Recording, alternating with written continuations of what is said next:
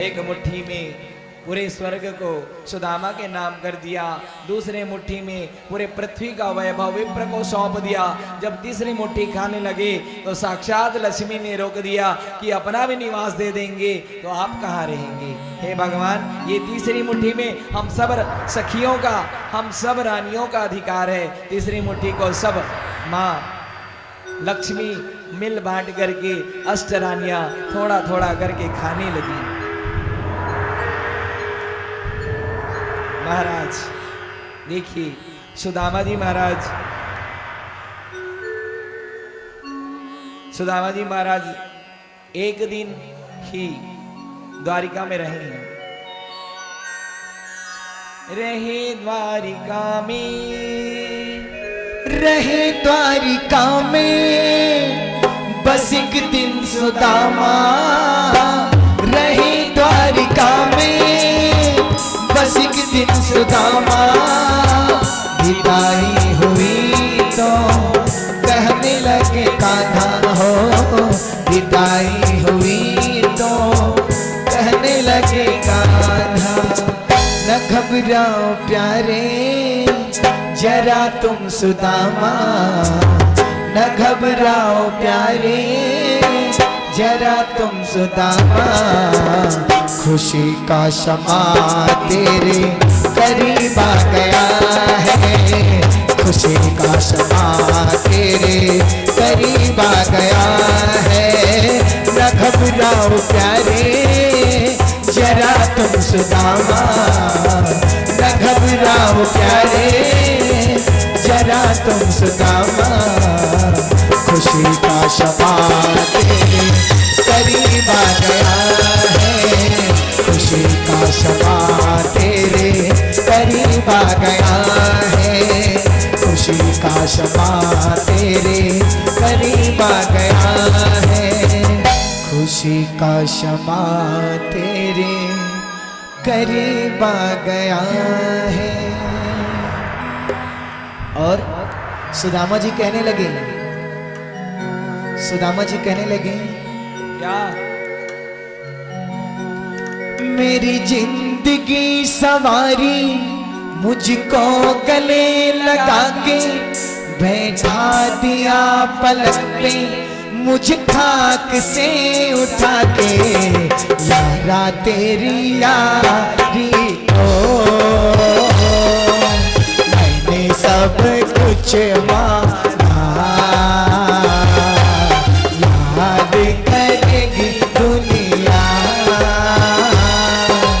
तेरा मेरा अफसाना, तेरे जैसा यार कहाँ ऐसा यारा याद करेगी दुनिया तेरा मेरा अफसाना।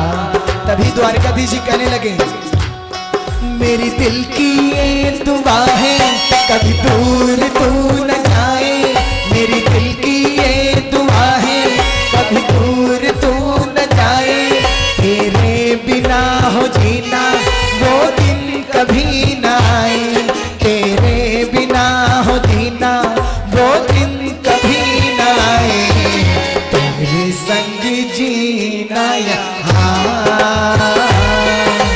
तेरे बिन का रहना, याद करेगी दुनिया तेरा मेरा अफसाना।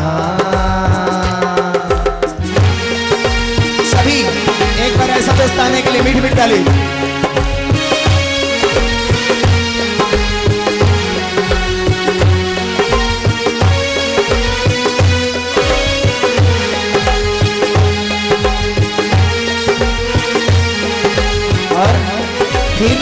द्वारकाधीश जी कहने लगे, क्या?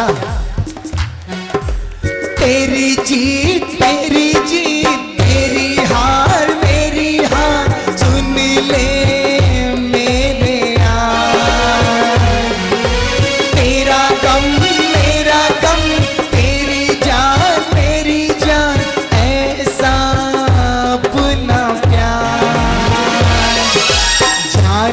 भी खेलेंगे, तेरे लिए ये लेंगे, जान पे भी खेलेंगे, तेरे लिए ले लेंगे, सबसे दुश्मनी हो ए दोस्ती नहीं तोड़ेंगे, तोड़ेंगे दम मगर तेरा साथ ना छोड़ेंगे।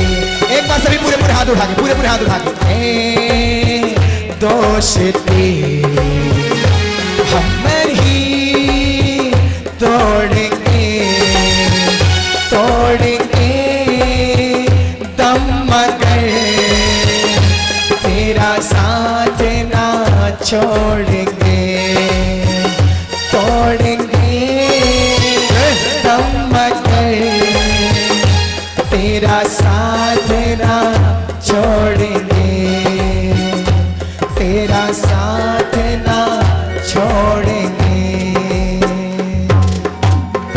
तेरा साथ ना छोड़ेंगे। बोलिए द्वारिकाधीश भगवान की जय हो। सुदामा जी महाराज की जय हो। सुदामा जी महाराज को उचित रूप से श्री द्वारिकाधीश भगवान विदा करते हैं। परंतु इसमें एक बात थी महाराज कि जिस प्रकार से सुदामा जी महाराज आए थे फटे पुराने वस्त्र पहन करके, उसी प्रकार से फटे पुराने वस्त्र पहन करके ही ठाकुर जी ने उन्हें विदा किया। मन में आया कि ठाकुर जी तो इतने बड़े राजा हैं जिनके घर में द्रव्यों की कोई जरूरत नहीं है, फिर भी उन्होंने मेरे पहने हुए वस्त्र आभूषण को उतरवा दिए क्यों? थोड़ा सा मन में भगवान के प्रति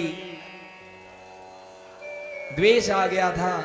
लेकिन जैसे सुदामा जी द्वार से बाहर निकले तो सबने तालियां बजाई और तालियां बजा करके सुदामा जी का स्वागत किया।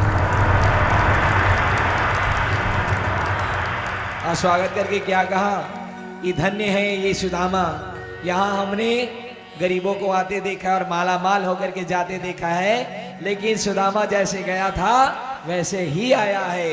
मानो भगवान ये कहना चाह रहे हैं कि मेरा मित्र यहाँ मुझसे मांगने नहीं, मुझसे मिलने आया है, धन की लालच में नहीं आया है। भगवान ने उसकी यश कीर्ति को आगे बढ़ाई और उनको पोरबंदर की ओर रवाना कर दिया। अब जब सुदामा जी महाराज अपने नगर में गए तो उनको पहचान ही नहीं आ रहे थे कि मैं अपने नगर में आया हूं कि द्वारिका में आ गया, क्योंकि उनका जो गांव था वो द्वारिका नगरी जैसा ही हो गया था। भगवान ने पूरी द्वारिका ही बसा दी थी सुदामा के राज्य में। परंतु सुदामा जी महाराज कभी महल अटारी में नहीं रहे। उन्होंने जब अपनी पत्नी को देखा सुशीला को, तो सुशीला एक दिन में ही सुंदर दिखने लग गई। क्यों सुंदर दिखने लग गई महाराज? अब बताइए, जिसके जीवन में धन सुख आ जाता है, जिसके जीवन में